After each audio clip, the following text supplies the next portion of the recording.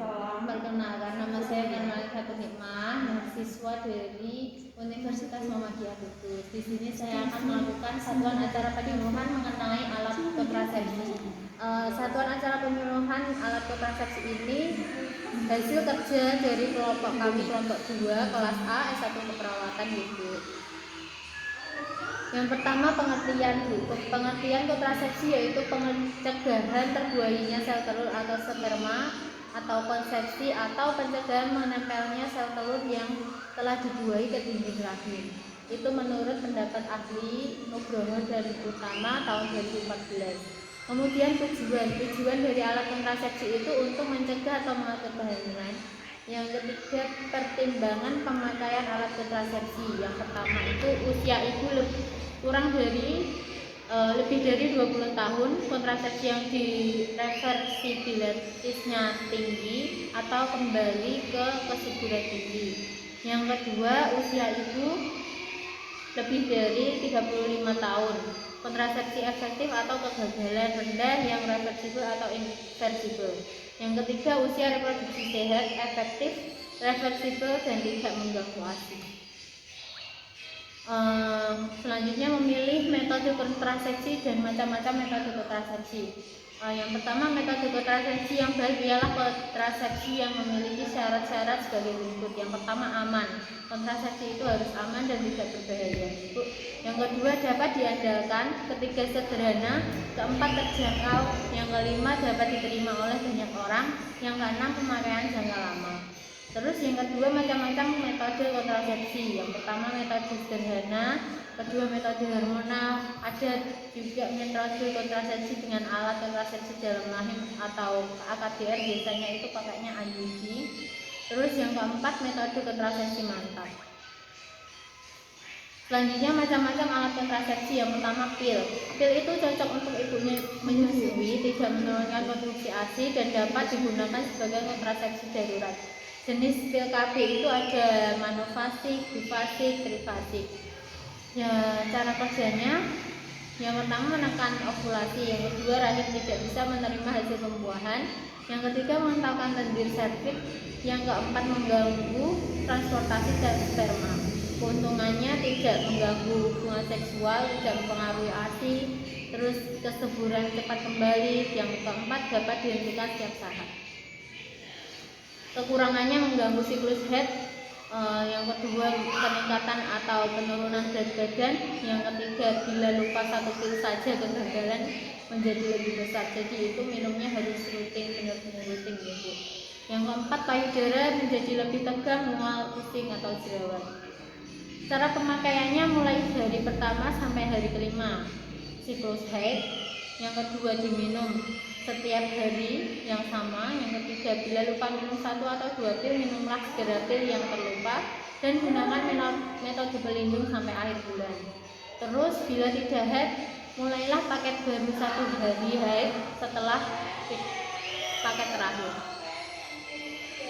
Yang kedua, ada metode suntik, Bu, merupakan suatu metode kontrasepsi yang mengandung hormon progesteron yang penggunaannya dengan diinjeksikan secara intramuskular, disuntikkan di intramuskular itu. Jenis kontrasepsi suntiknya itu ada depo-mendoxyprogesterone atau DMPA, mengandung 150 mg DMPA yang diberikan setiap 3 bulan dengan cara disuntik intramuskular di daerah pantat. Terus yang kedua ada depo-noreseon enantat atau depo-noresterat, mengandung 200 mg noretindon enantat yang diberikan setiap 2 bulan dengan cara mensuntik intramuskular di daerah pantat atau bokong. Cara kerja dari metode suntik ini mencegah ovulasi, terus menjadikan selaput lendir rahim tipis atrofi. Ketiga, mengentalkan lendir serviks sehingga menurunkan kemampuan penetrasi sperma. Yang keempat, menghambat transportasi gamet atau oleh pudra. Keuntungan dari metode suntik ini sangat efektif, Bu. Terus yang kedua, pencegahan kehamilan jangka panjang, tidak mempengaruhi hubungan seksual, tidak memiliki pengaruh terhadap ASI, dan juga dapat digunakan oleh perempuan usia lebih dari 35 tahun sampai perimenopause. Terus ada kekurangannya itu yang pertama mengganggu siklus head. Biasanya siklus headnya jadi tidak teratur atau bisa juga tidak head sama sekali. Terus yang kedua sering menimbulkan efek samping masalah berat badan. Biasanya kalau yang enggak cocok bisa sampai berat badannya naik banyak atau turun banyak tadi. Terus yang ketiga tidak dapat dihentikan sewaktu-waktu dan sebelum suntikan sebelumnya. Yang keempat terlambat kembali ke kesuburan setelah penghentian pengumuman penggunaan. Yang kelima pada penggunaan jangka panjang juga dapat menimbulkan kekeringan pada vagina.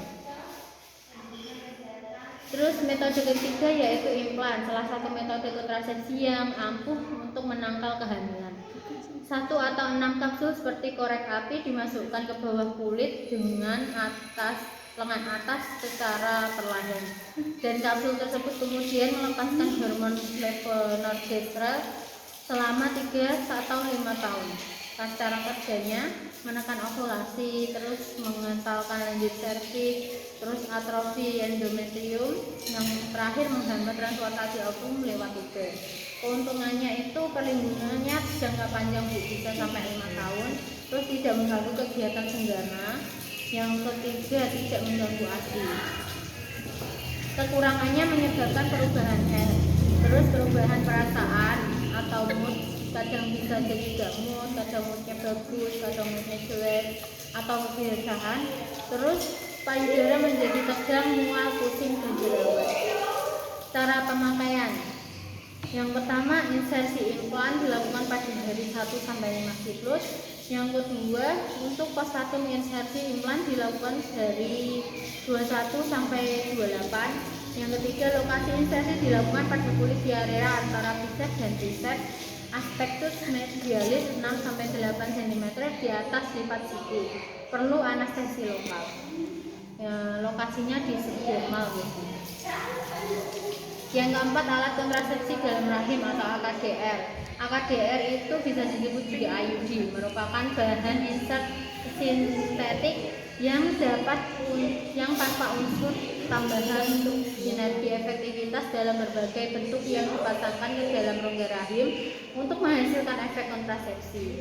Cara kerjanya menghambat kemampuan sperma untuk masuk ke tubuh falopi. Yang kedua, mempengaruhi fertilisasi sebelum ovum mencapai kawin uteri. Yang ketiga, mencegah sperma dan ovum bertemu. Keuntungannya yang pertama itu metode jangka panjang, Bu. Kalau IUD ini bisa sampai 10 tahun jangkanya. Yang kedua, tidak mempengaruhi hubungan seksual. Yang ketiga, dapat dipasang segera setelah melahirkan atau sesudah abortus. Yang keempat, tidak dapat digunakan sampai dengan menopause. Keterbatasannya tidak baik digunakan pada perempuan dengan IMS atau perempuan yang sering bergantian pasangan. Terus yang kedua, penyakit radang panggul terjadi sesudah perempuan dan IMS memakai AKDR.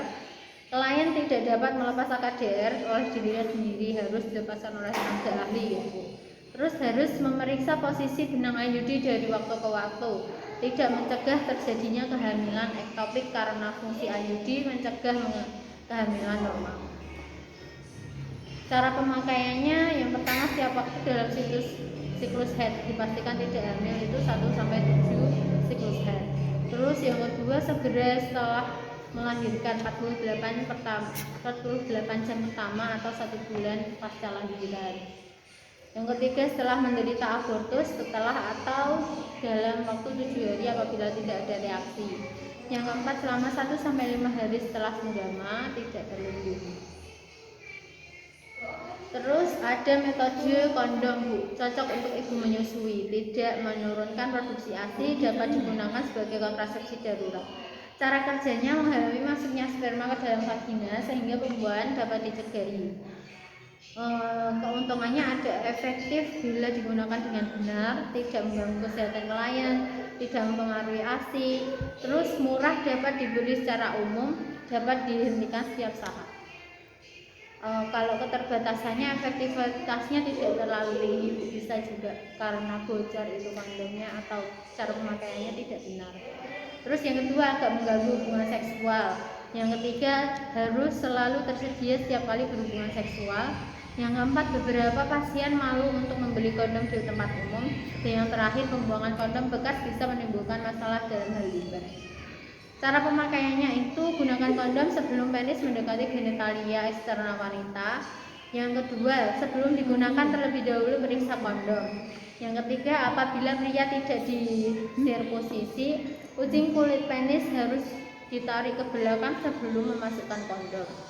Yang terakhir, gunakan kondom pada penis sedang ereksi sepanjang penis sampai mencapai rambut pubis di pangkal penis. Sampun ya Bu, sekian dari presentasi saya. Apakah ada yang ditanyakan? Kalau nggak ada, saya akhiri ya Bu. Wassalamualaikum warahmatullahi wabarakatuh.